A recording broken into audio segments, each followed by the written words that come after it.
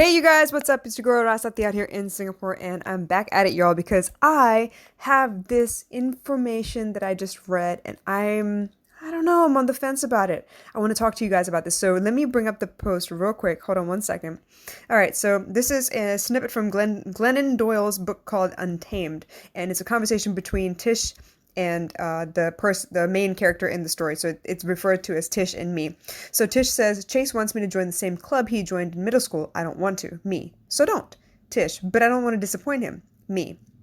Listen, every time you're given a choice between disappointing someone else and disappointing yourself, your duty is to disappoint that someone else. Your job throughout your life is to disappoint as many people as it takes to avoid disappointing yourself. Tish, even you? Me. Especially me. So I'm a little thrown by that, but it makes good sense. It really does. But I gotta be honest then. I gotta go back through a couple decisions and think about whether I knew what I was doing at the time would disappoint me later or not. Obviously, I don't want anyone to not like me. At least that was the phase I was going through when I was growing up. I wanted to be accepted. I wanted to fit in. I did not want to stand up for all the wrong reasons. I did not want to stand up because I thought I was better than other people, or that's how people would see me, right? So I was trying my best to blend into the wallpaper, basically.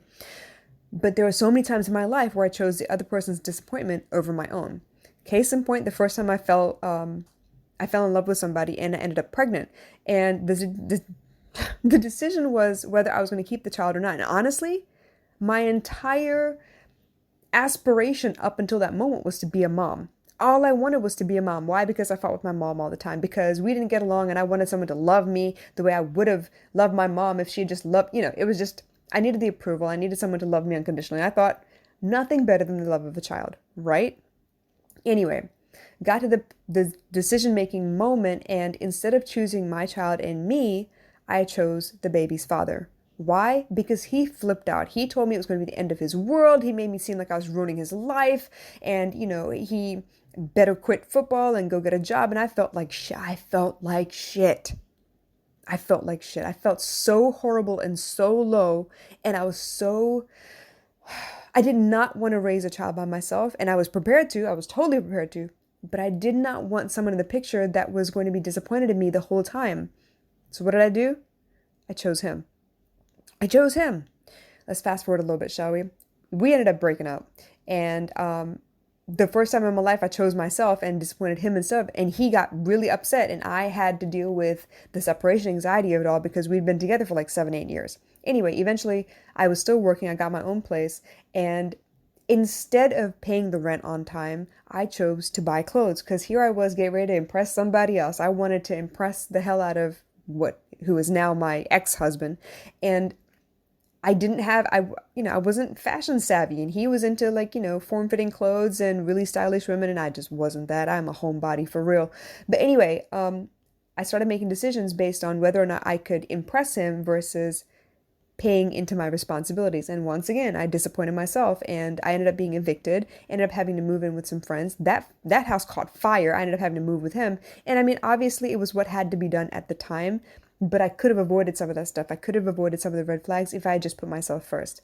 Once again, a couple of times in that relationship, there were moments where I had to choose myself or choose the kids or choose him.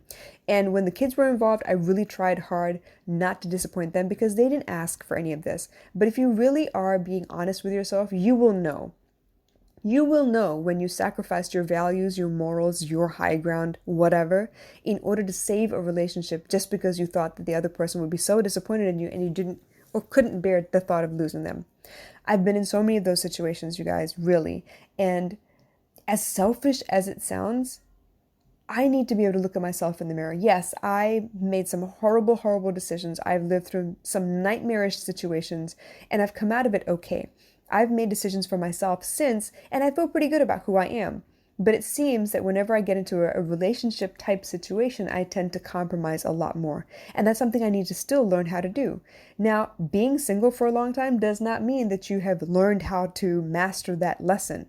It means you've avoided that lesson. Now, if you can get into a relationship and still say no and avoid disappointing yourself, then okay, great. that means you've learned the lesson. But until that time, avoiding that situation does not mean you've conquered the lesson. This is why we get so upset when the same situations present themselves over and over again in our lives, because we think we've mastered the situation when we actually really just avoided it. So, bottom line, disappointing yourself, how much does that really mean to you? A lot of people feel like, you want to fit in, so you're going to go to that popular kids party and you're going to try for the cheerleader team and you're going to do things that are outside of your comfort zone. People are going to ask you to post certain things and you think, okay, well, yeah, sure, maybe. And they're going to tell you, no, no, no, you need to do this to grow your Instagram page. You need to do this to attract more people and get people to like you, the likes, the comments, the followers, right? But at the end of the day, you got to be okay with you. You got to be square with yourself. You got to be okay with the decisions you made. You got to look yourself in the eye. Because guess what? Those people, they'll come, they'll stay for a while. Eventually, they'll also go. So at the end of the day, you got to be square with you. You got to be okay with every decision you've made. And sometimes, yeah, you could have done better, but it won't be detrimental decisions. Absolutely. Sometimes I look back and I'm like, smoothies are not dinner. I should have done better. I should have gotten them up off my ass and cooked earlier, but I just didn't feel like it. I was tired. So I didn't. But those aren't situations where I was trying to disappoint anybody. It's the best I could do at the time, and I'm okay with that. I'm square with that. So when it comes back to that decision, if you had to choose between disappointing someone else and disappointing yourself, are you strong enough? Are you brave enough? Do you have the guts to say no to disappointing yourself? I'm just curious. Now, if you have any questions or comments, please drop them in the comments below. Honestly, I had not read that before, and when I saw it today in my feed, I was like, yo, wow, gut punch. And I really did see all of the mistakes I've made and the things that I regretted, mostly because I made a decision based on not disappointing the other person.